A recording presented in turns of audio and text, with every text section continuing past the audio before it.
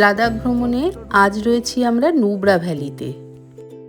এখানে একসাথে পাহাড়, নদী, সবুজ উপত্যকা আর মরুভূমির মতন বালিয়াড়ি, আর দেখা যায় 2 কুজো উট।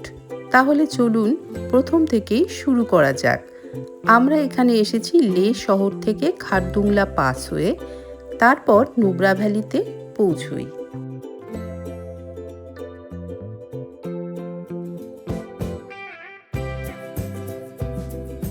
এই হলো নুব্রা ভ্যালির ফিউচার বুদ্ধা, যা রয়েছে আমাদের হোটেলের ঠিক পাশেই।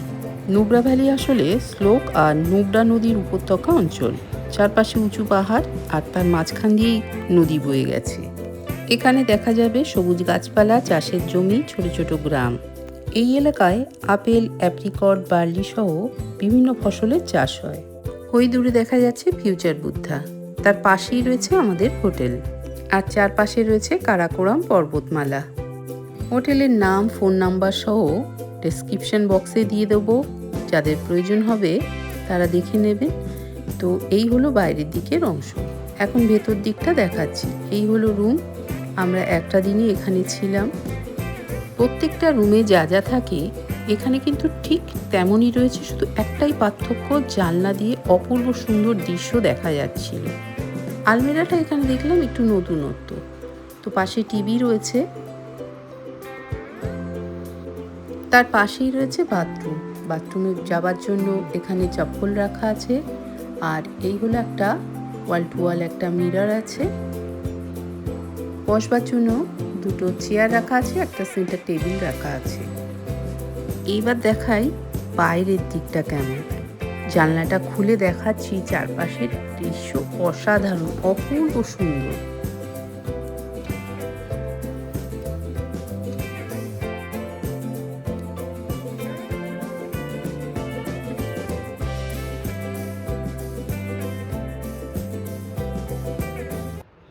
নুব্রার প্রাকৃতিক সৌন্দর্য কিন্তু অসাধারণ। এখান থেকে চারপাশে ভিউটা জাস্ট ফাটাফাটি। আমাদের তো ভীষণ পছন্দ হয়েছে, এত সুন্দর জায়গা। এখন যাব লাঞ্চ করতে। লাঞ্চের রেডি, পুরো খাবার তৈরি হয়ে গেছে, আমাদেরকে এসে ডেকে গেল, তো রেডি হয়ে গেছি। এখন লাঞ্চের জন্য যেতে হচ্ছে। দেখা যাক লাঞ্চে কী কী রয়েছে, পুরোটাই দেখাবো। তাহলে চলুন যা যাক।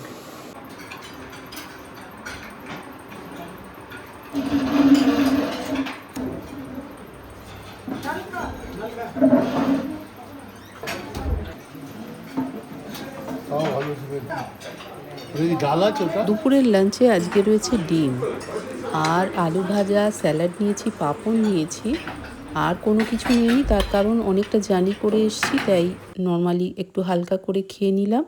তারপরে বেরোতে হবে হুন্ডার, যেখানে রয়েছে 2 কুজো উট, তো সেগুলো দেখব।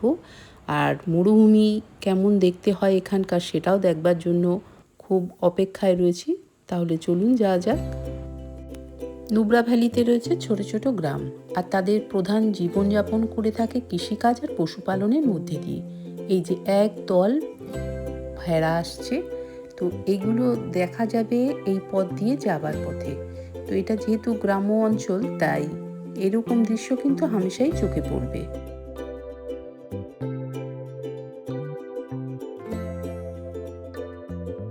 চারপাশে এই যে চাষের জমি, ক্ষেত, সবুজ উপত্যকা দেখা যাচ্ছে, এটা এই নদীকে কেন্দ্র করেই গড়ে উঠেছে। আমরা যাচ্ছি হুন্ডারে, সেখানে আবার দেখতে পাবো বালিয়াড়ি, মরুভূমি। তো এখানে আরেকটা জিনিস দেখলাম, পাহাড় এক একটা রং এক এক রকম। কোথায় দেখলাম লালটে ভাব, কোথাও আবার ধূসর রং, কোথাও আবার বাদামি রং। তো এক একটা জায়গায় পাহাড়ের রং এক এক রকম।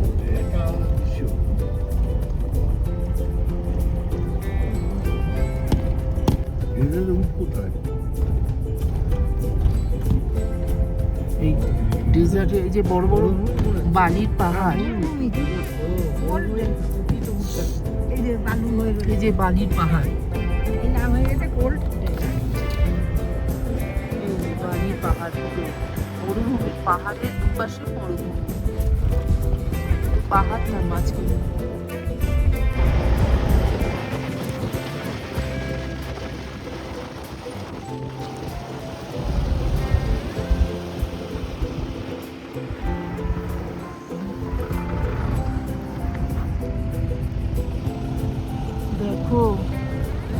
দেখলে পাহাড় মরুভূমি একসাথে।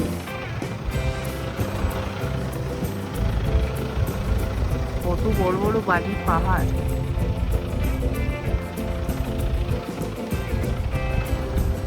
এখানে আবার ট্রাফিক জ্যাম হয়ে আছে।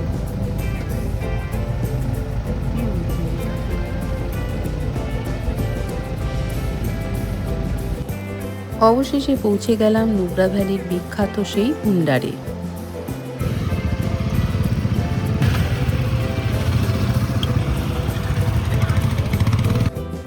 হুন্ডারে পৌঁছানোর পর মনে হবে লাদাখে এমন এক জায়গায় এসে পৌঁছেছি যেখানে চারপাশের প্রাকৃতিক পরিবেশ একেবারেই আলাদা। উঁচু উঁচু পাহাড়ের চারপাশে রয়েছে সবুজ উপত্যকা, মাঝখান দিয়ে নদী, আর রয়েছে বালিয়াড়ি। আর এই বালিয়াড়ির জন্যেই হুন্ডার এত বিখ্যাত। আর এখানে দেখা যাবে দুকুজো উট।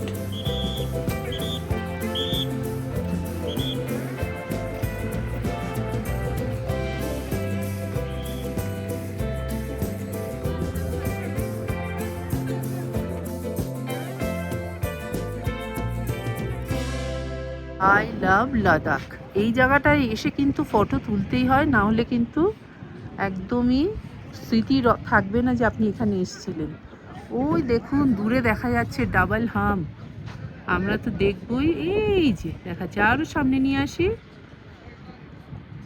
এই ডেজার্টের মধ্যে সবাই ঘুরে বেড়াচ্ছে, এই ডাবল হাম্প।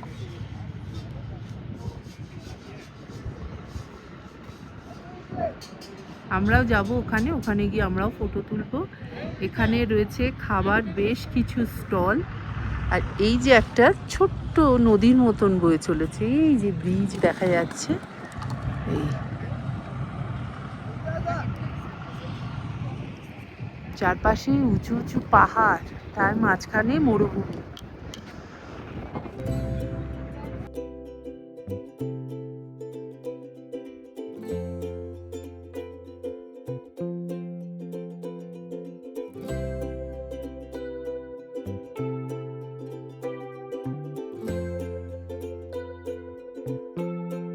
এখানে এন্টারটেনমেন্টের জন্য এরকম শুটিংয়েরও ব্যবস্থা রয়েছে। ঘুরতে ঘুরতে চলে এসেছি এখন দুকুজো উট যেখানে রয়েছে। দুটো ছোট্ট ছোট্ট বাচ্চা বসে আছে। তো এখানে আমরা দেখলাম যে ডাবল হাম্প বেশ ভালোভাবে দেখা যাচ্ছে, এখনও এরা বেবি রয়েছে। রাজস্থানে আমরা যে উটগুলো দেখতে পাই তাদের একটা করে কুচ থাকে, আর এখানে রয়েছে ডাবল কুচ। নুব্রা ভ্যালি একসময় শুধু পর্যটন কেন্দ্র ছিল না, এটি ছিল লাদাখ আর মধ্য এশিয়ার সাথে গুরুত্বপূর্ণ বাণিজ্য পথের অংশ। এখান দিয়ে ব্যবসায়ীরা কারাকোরাম পেরিয়ে মধ্য এশিয়ার বিভিন্ন অঞ্চলে যাতায়াত করতেন। এই উটগুলো যেমন দীর্ঘ পথ পেরোতে পারত, তেমন প্রচণ্ড ঠান্ডা সহ্য করতে পারত। এছাড়াও সূক্ষ্ম মরুভূমিতে চলাফেরা করতে এদের কোনো অসুবিধে হতো না। অল্প জলেও বেশ অনেকটা পথ যেতে পারত। আর যথেষ্ট পরিমাণে পিঠে মাল বহন করবার জন্য কিন্তু এই উটগুলো ভীষণ উপযোগী ছিল। সব ক্যামেলে রাইড করবার জন্য রেডি। আরে মেরে মেরে তুলছে গো।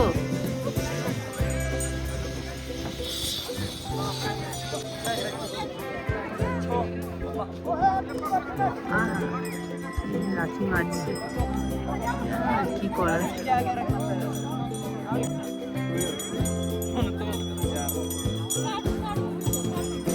ডাবল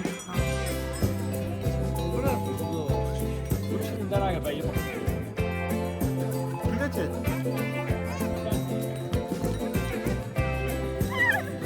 বাবা আওয়াজ করছি।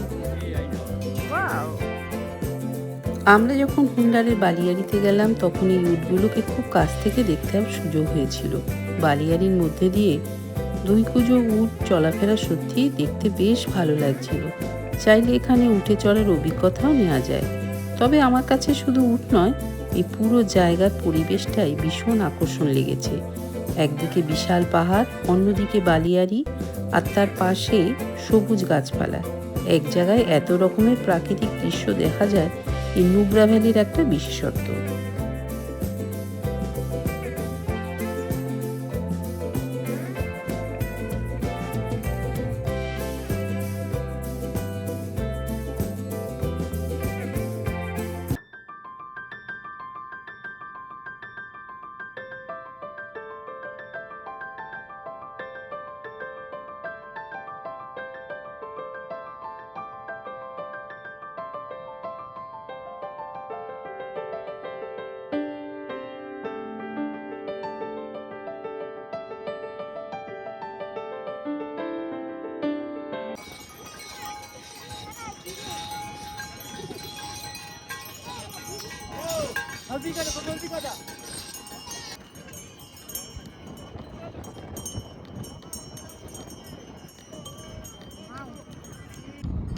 এখানে এসে দেখলাম এখানকার পাহাড়গুলো একরকম নয়।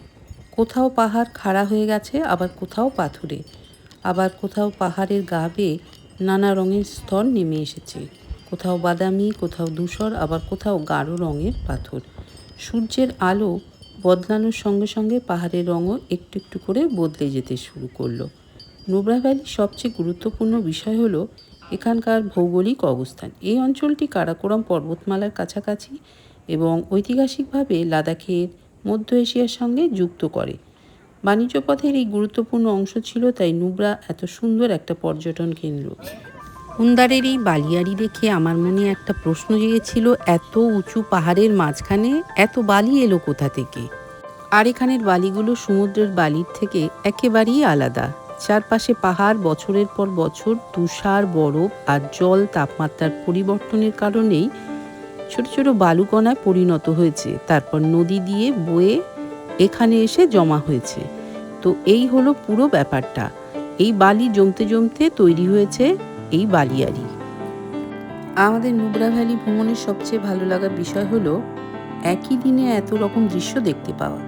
খারদুংলা পার হওয়ার পরই বরফে ঢাকা পাহাড়, তারপরে ধীরে ধীরে নেমে আসা সবুজ উপত্যকা, ছোট ছোট নদী, গ্রাম, আর হুন্দারের এই বালিয়াড়ি আর 2 কুজো উট। আমরা রয়েছি এখন নুব্রা ভ্যালি কোল্ড ডেজার্টে। ডেজার্টের বালির ওপর দাঁড়িয়ে আছি, প্রচণ্ড হাওয়া দিচ্ছে, চারপাশে প্রকৃতি খুব সুন্দর, খুবই সুন্দর। পাহাড় দুপাশে আর তার মাঝখানে রয়েছে এরকম বালি, পুরো মরুভূমি যেখানে বলে।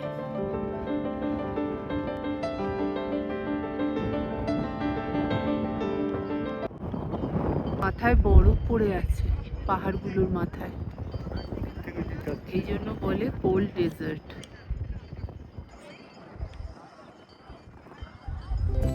লাদাখে এসে অনেকেই শুধু পাহাড় আর মনিস্ট্রি দেখতে চান, কিন্তু তা আমার মনে হয় নুব্রা ভ্যালিতে আলাদা করে সময় দেওয়া উচিত, কারণ এখানে লাদাখের একটা সম্পূর্ণ অন্যরকম রূপ দেখতে পাওয়া যায়। এই সুযোগ আর কে ছাড়ে? বালির ওপর বসে পিকনিক করতে শুরু করলাম। খাচ্ছি ছোলা বাদাম, সাথে একটু চা হলে ব্যাপারটা বেশ জমে যেত। এখানের বালিয়াড়িতে দাঁড়িয়ে চারপাশটা দেখলে সত্যিই বোঝা যায় কেন নুব্রা ভ্যালি লাদাখ ভ্রমণের অন্যতম জনপ্রিয় জায়গা। এখন আমাদের যাওয়ার টাইম হয়ে গেছে, 6টা বেজে গেছে।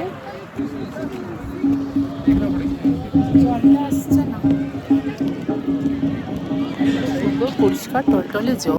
হুন্দারের এই নদী বরফ গলা জলে পুষ্ট হওয়ার জন্য এত চকচকে কাচের মতন জল। আর এই নদীটা পাকিস্তানে ঢুকে গেছে, মিশেছে সিন্ধু নদের সাথে। অ্যাপ্রিকট গাছ, কত অ্যাপ্রিকট হয়ে আছে, যে লাল লাল পেকে গেছে। ওইদিকে ভর্তি রয়েছে, ওপরটাতে কত হয়ে রয়েছে, গাছ ভর্তি।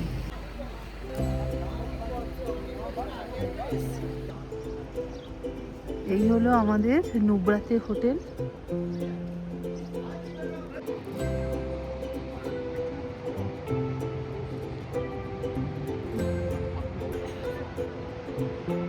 ওই দূরে দেখা যাচ্ছে ফিউচার বুদ্ধা, ওখানে আমরা ঘুরে তারপরে আমরা এই হোমস্টেতে এসে থেকেছি।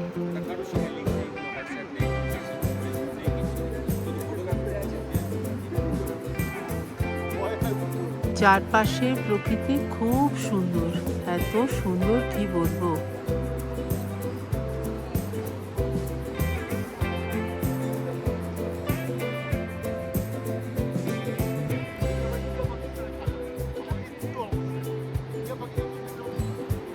পাশ দিয়ে নদী বয়ে যাচ্ছে, এই যে একটা নদী,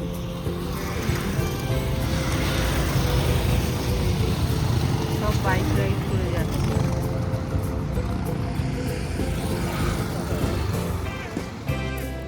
অপূর্ব সুন্দর চারপাশে দিয়ে কারাকোরাম পর্বতমালা, আর তার পাশে দিয়ে নদী বয়ে যাচ্ছে, একটা ছোট্ট নদী। এত সুন্দর সানসেটটা হচ্ছে, আমাদের তো ভীষণ ভালো লাগছে। ওই দূরে দাঁড়িয়ে রয়েছে আমার হাজবেন্ড। বাইক রাইডাররা যাচ্ছে।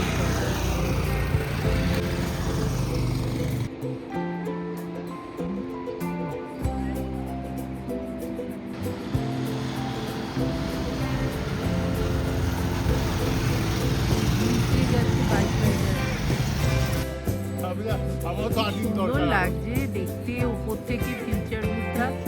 পাহাড়ের গায়ে এত সুন্দর রোদ পড়েছে না, খুব সুন্দর লাগছে।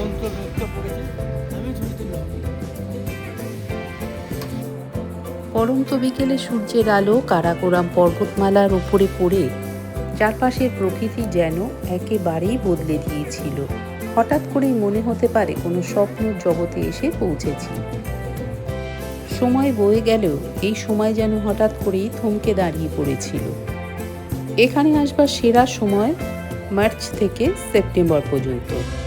আবহাওয়া কিংবা ভূমিধসের কারণে রাস্তার অনেক সময় ঘুরে যেতে হতে পারে, তাই জন্য হাতে সময় নিয়ে এখানে পৌঁছানো দরকার।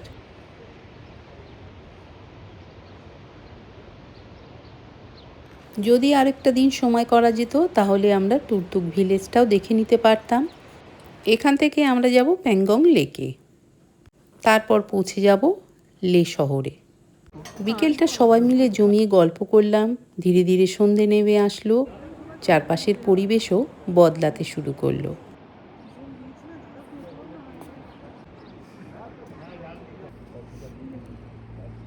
রাত 8:30 বাজার সাথে সাথেই ডিনারের ডাক পড়ে গেল। রাতের ডিনার খেয়ে শুয়ে পড়লাম। ভোরবেলায় হলো নতুন একটা দিন শুরু। গুড মর্নিং সবাইকে। আমরা নুব্রা থেকে আজকে যাচ্ছি আবার লের দিকে।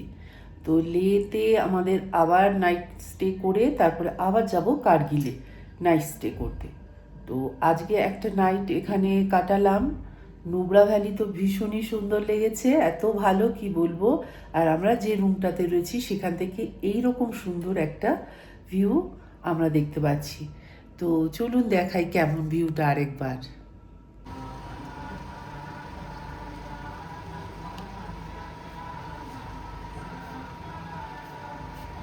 রাতের থেকেই চলছিল প্রচণ্ড ঠান্ডা হাওয়া। আজকের ওয়েদারটা সকালবেলায় একেবারেই পাল্টে গেল। সবাইকে পরতে হলো মোটা মোটা ভারী ভারী জ্যাকেট, সোয়েটার, যার যেরকম ছিল। কারণ ঠান্ডাটা এমন, কখনো গরম কখনো ঠান্ডা, এইরকম কিন্তু ওয়েদার এখানে হতেই থাকে। এই হলো নুব্রা ভ্যালিতে আমরা যেখানে ছিলাম তার ফোন নাম্বারটা। তো এখান থেকে প্রাকৃতিক সৌন্দর্য এত সুন্দর, সকালে চারপাশের ভিউ অসাধারণ, সত্যি এত সুন্দর। নুব্রাতে যদি না আসা হয় না, লে লাদাখে এসে নাইট স্টে করতে হয়। আর ওই যে ফিউচার বুদ্ধা বসে আছে।